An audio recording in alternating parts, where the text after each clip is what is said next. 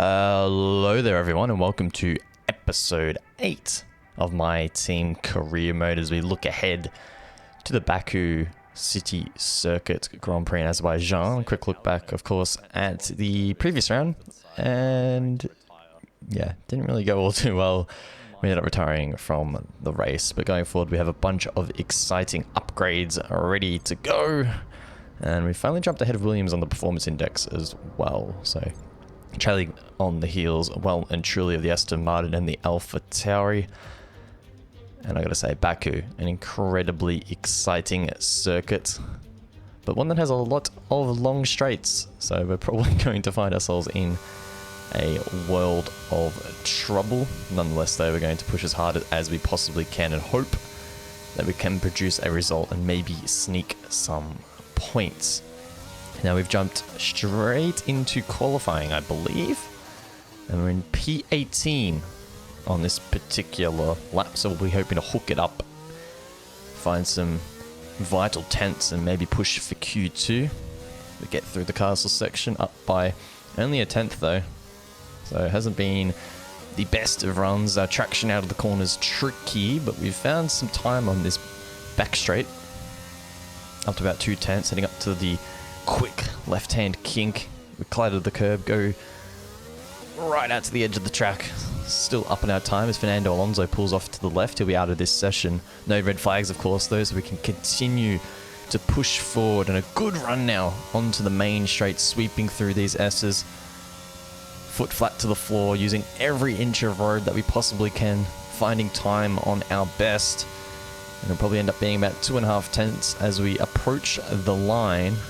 Will that be enough though to get us into Q2? Probably not. And yeah, it'll only be P18. Still a decent run though.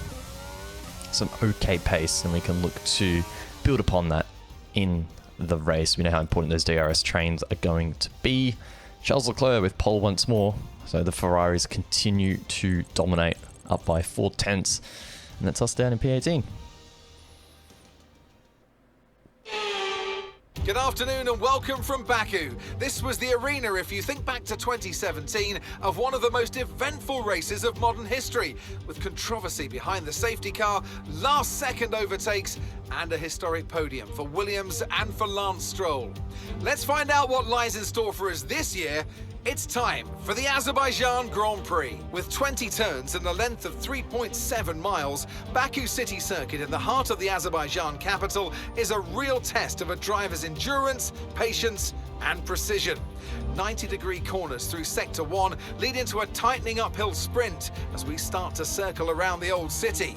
Then a 1.4-mile chase flat out through Sector 3 towards the finish line. I'm joined again today by none other than Anthony Davidson. Tell me, Ant, obviously there's a lot of development work that goes on with these cars between the Grand Prix. You've been both a test driver and a race driver. What differences are there in the way that you approach those roles? Yeah, it's an interesting question. They're two very different mindsets. In the old days, of course, they used to cover up to 15,000 kilometers of testing in a season, and that role would be more about working for the team, trying to help them improve the car and drive as systematically as possible, so that the data could be analysed in the most consistent way. When lining up on the grid for a race, however, a race driver's frame of mind is all about what they can get out of the situation on that day, and the car is the tool to help them achieve those goals. Well, thanks Anthony for that incredible insight as we form the grid for the Azerbaijan Grand Prix. It'll be a one-stop medium on to hards, and we'll be hoping to make the most of that strategy as we come to the end of the formation lap. We'll burn up the rears. Got those temps up really nice and warm, pretty much exactly where we want them when we stop perfectly on the line.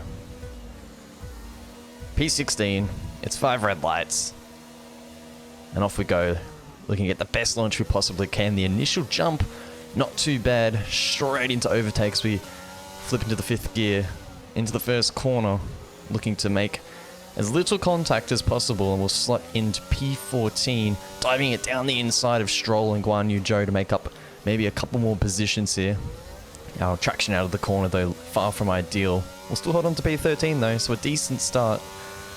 and teetering on the edge of points. Guan Yu Zhou, though, aggressive, heading in to the third corner. Down the inside, a clean move, it must be said. Aggressive from him on the first lap. But we look to get back. Almost clip the rear, but we make it work. Back into overtake, and we'll hold that position for now.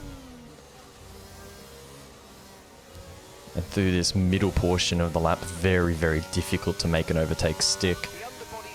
So we should be able to retain this position at least for now. And like most races, our goal will be to stay within a second of the car in front to make sure we're within DRS range. And that's very important on a track like Baku with such long straights, where if you're not in a DRS chain, you will lose a lot of time to the surrounding cars. But the VSC has been deployed here on the first lap due to debris. So we get a bit of a reprieve at the start of this race, and heading now onto the second lap, the end of the VSC. We're going to try and be very tactical here, turning the overtake on, and we go down the inside of Stroll. We time it perfectly with the green flag, and we get that move done. So some really good racecraft there from us. And a solid move to get us up into P12. So it's actually been a really solid start to this Grand Prix, and a big improvement compared to the last round in Monaco. But as we mentioned there as well, we need to finish P8 or higher in the Constructors, so we need points. We're going to push as hard as we possibly can to sneak some here, but we know there is a pretty big performance deficit still to some of the cars in front, like the Alpine, even the Aston Martin still ahead. So this is going to be easier said than done, but relatively promising signs here on the restart. Still somewhat staying within the cars in front, even on some of these straights. They're not gaining hugely, only a couple of tenths, which compared to some other circuits isn't awful. But we need to keep pushing, as Ocon nearly already pushing it out to a second. And maybe I've called it a little bit early there. We'll I guess have to wait and see how much he gains here on the main straight. About 9 tenths on exit. And they've got plenty of battery to use. Keep using that overtake. Yellow flag, I think, maybe up ahead here. A car slow on the left, it would appear. Don't know who it is just yet. Perez. Perez out of the race. Red Bull having an absolutely shocking season here. And I fear for them that the gap to Ferrari is going to extend even further. And I believe Mercedes now should be relatively comfortable in P2 of the Constructors. So a slight contrast to real life, but intriguing nonetheless. Unfortunately for us, meanwhile, Ocon actually has extended that gap out over a second. The AI are just so quick on straights. It's absolutely bonkers. I know our car is not amazing, but I really feel like we shouldn't be losing that much speed and that much time. Nonetheless, though, on to lap 4. The gap ahead up to almost 2 seconds now is Stroll aggressing from behind, and he makes a move on us similar to we did to him into the third corner down the inside. We just don't want to lose too much time by scrapping through some of these 90-degree corners, and we forfeit it. Not losing too much in the process. Now onto the end of lap 4, and Guan Yu Zhou down the straight. He'll fly straight past.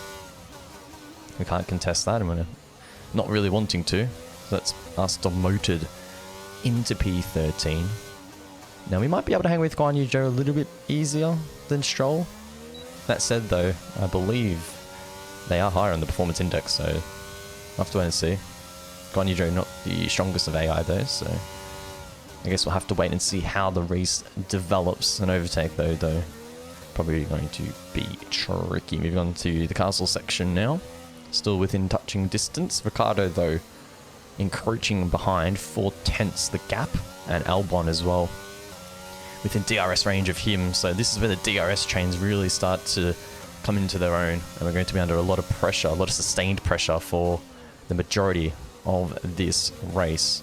It's all about just trying to hang with Guan Yu Zhou now and ensure that we don't lose DRS, otherwise we're going to be even more vulnerable behind. But we ride the curb on the exit there, losing quite a bit of traction and a bit of momentum as well. We're going to lose time all the way now down the straight. I run through the S's as well.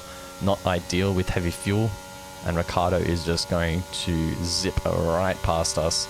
We do get some DRS, so we can stay behind him. Might be able to make a lunge back down the inside, but I think better of it. We're just going to both lose time doing that, and instead we'll just try and stay behind in his draft. continue to get DRS now onto a lap 10. And we've actually been able to maintain that gap under assault though from Signs on the outside of the first corner. We hold the inside though, and in doing so hold position 13. Guan Yu Zhou really starting to form a little bit of a train here, but we're not complaining too much because it ensures that we keep getting DRS to try and formulate a defense here against Signs, who's looking very, very tasty into the third corner. Unable to get an overtake though, so we'll continue to hold a position. Question will be though for how long. Lap 11.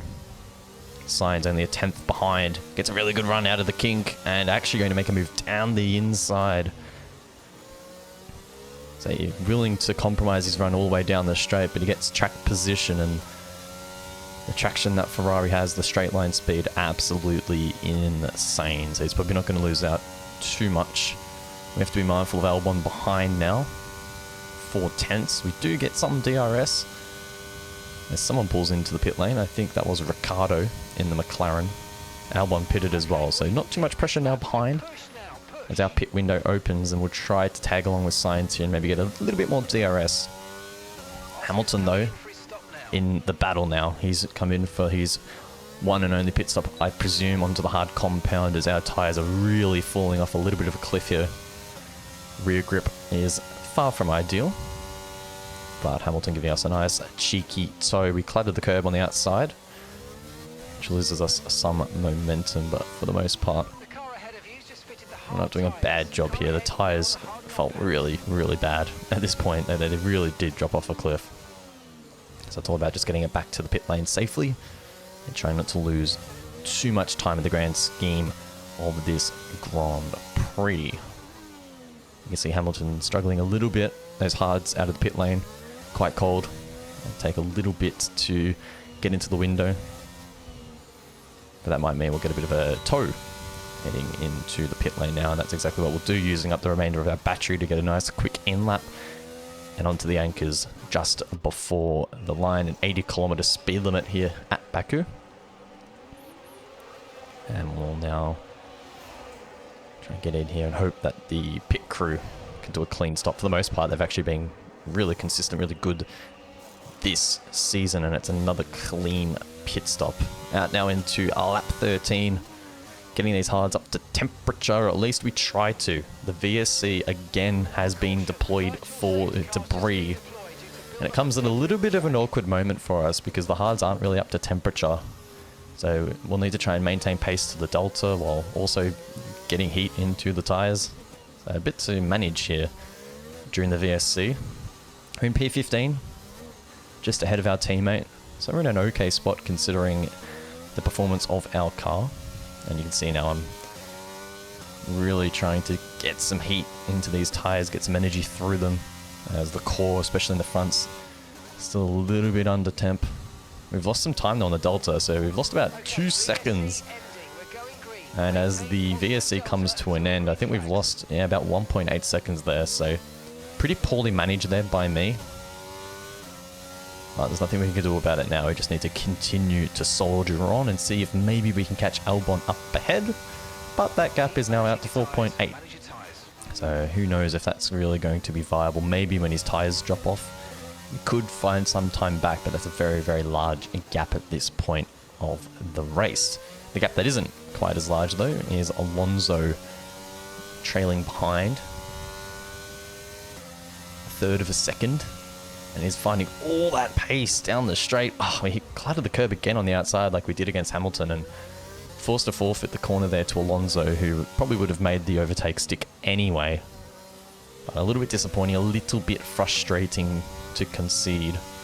That's P16 now with 6 laps to go in the race. Sonoda as well, 7.8 seconds behind, and considering the pace that he's had throughout the season, wouldn't be surprised if he's a bit of a threat towards the tail end of this race. So certainly something to keep our eye on and ensure that we don't let that gap get too close and allow him to apply pressure. Piastri as well in P18, so overall an okay race for us at the moment. But Magnussen on lap 26, he's sort of come out of nowhere, and now he's 1.2 seconds behind on the final lap of this Grand Prix, and I know in the back of my mind that he can make that gap up. On the straights, he's going to find probably close to half a second to a second. Through some of these slower sections, I'm assuming his tyre wear will be a little bit better, so he'll find some tenths there as well. So it could be quite close here as we want to hold on to now P15 in this race. Charles Leclerc takes the checkered flag. He'll extend his gap in this championship. I was going to say championship battle, but for him, it's almost confirmed at this point that he is going to win the championship. It's absolutely insane just how much pace he and the team has had so far this year. But for us, we're on the opposite end of the spectrum, trying to scrape as many points as we can throughout the year, and it doesn't look like Baku is going to be fruitful for us. Certainly an improvement. We've had worse races throughout the year, especially Monaco last week, another street circuit. Kind of sucked, but as we round last few corners here onto the back straight, Magnussen has brought that gap down to 9/10 of a second. Probably too much for him to find here on the final straight. We have 30% of our battery left. We'll put it into overtake and maintain that gap. Already down to half a second, so he's found a lot of time. But he won't be able to catch us, I don't think. We break the toe a little bit there by S-ing across the start-finish line. And that will be P15 at the Azerbaijan Grand Prix. Certainly an okay result, but again, we just don't get the points to show for it.